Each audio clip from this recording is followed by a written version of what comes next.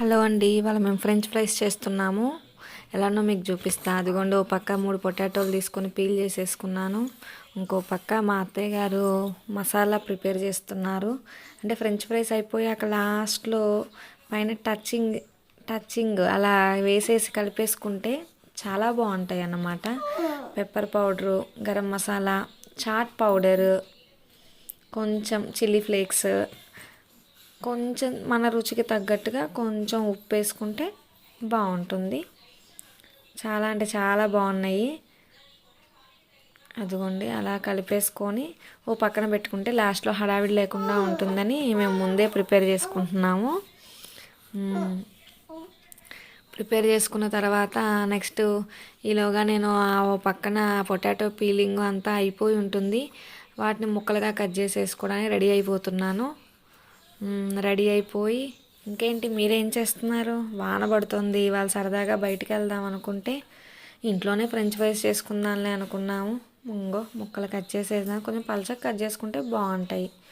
నీళ్ళు తీసుకున్నాను ఒక బౌల్, అందులో ఉప్పు వేసేసుకొని ఆ ముక్కలన్నింటినీ అందులో పెట్టేసుకొని కొంచెం 5 నిమిషాలు అలా నానితే బాగుంటాయి అన్నమాట. ఉప్పు అంతా ముక్కలకి పట్టేస్తుంది. ముక్కలకి పట్టేస్తే బాగుంటుంది.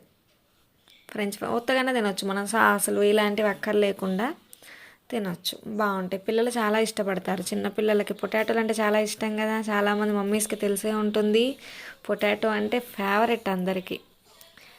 ఇదిగోండి, అలా నానబెట్టేసుకొని డ్రై చేసేసుకుంటున్నాను. డ్రై చేసుకొని ఆ ముక్కలకు కూడా ఇప్పుడు వాటర్ డ్రై అయిపోతాయి. ముక్కలకు కొంచెం తడి ఉంటుంది కదా, ఆ తడిని పోగొట్టడానికి పేపర్ టవల్స్ పెట్టేసుకొని అందులో కొంచెం ఆరబెట్టేసుకుంటున్నాను. అంతే, అలా ఆరబెట్టుకొని అవి కొంచెం డ్రై అయ్యాక తీసేసి అలా మెల్లగా, వాటర్ అసలు ఉండకూడదు ఎందుకంటే ఓవెన్లో పెట్టాలనుకున్నాం మేము. మామూలుగా ఆయిల్లో వేయించుకుంటున్నా వాటర్ ఉంటే టప్ టప్ అని సౌండ్ వస్తుంది, మీరు గమనించే ఉంటారు. అందుకని ఓవెన్ ప్లేట్ తీసుకున్నాను. ముక్కలు అన్నీ దానిపైన కొంచెం నూనె, చాలా తక్కువ నూనె రాసుకోవాలి, ఎక్కువ అక్కర్లేదన్నమాట. కొంచెం నూనె ఈవెన్గా అప్లై చేసుకున్నాం అనుకోండి బాగా వస్తుంది. అందుకు ఈవెన్గా అప్లై చేసేసుకుంటున్నాను. ఈ వీడియోలన్నీ మా అత్తయ్య గారే తీసేది.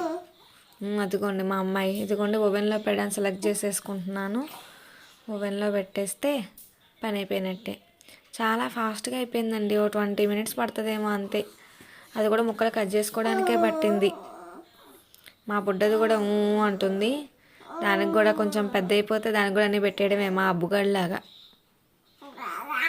అదిగోండి, పెట్టు పెట్టు అంటుంది మా బుడ్డది. స్లిమ్ ఫ్రై సెలెక్ట్ చేసేసుకుంటే అయిపోతుంది. ఒక 20 మినిట్స్ తర్వాత అది అయిపోతుంది అన్నమాట. అక్కడ టైం చూపిస్తుంది, మేము అవన్నీ ఏం చూపించట్లేదు.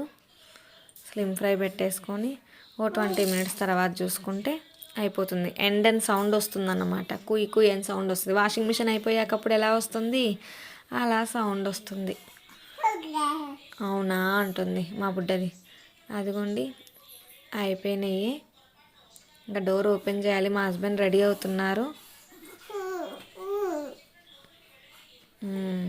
అదిగోండి, డోర్ తీసేస్తే ఆ ప్లేట్ బయటికి తీసేసుకొని, మా అమ్మాయి అయితే ఉత్తవే తినేస్తుంది, సాసు ఇవేం అక్కర్లేదన్నమాట. కానీ కొంచెం బాగుంటుంది కదా. తక్కువ సాసే తింటాం, ఎక్కువ సాస్ ఎంకరేజ్ చేయకూడదు పిల్లలకు అసలు.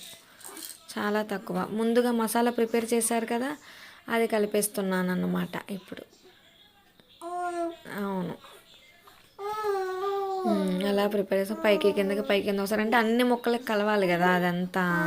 సో అన్ని ముక్కలకు కలుస్తుంది అలా. అదిగోండి, మా అమ్మాయి, మీకు నచ్చుతుందో లేదో కానీ మా అమ్మాయికి అయితే నచ్చేసింది.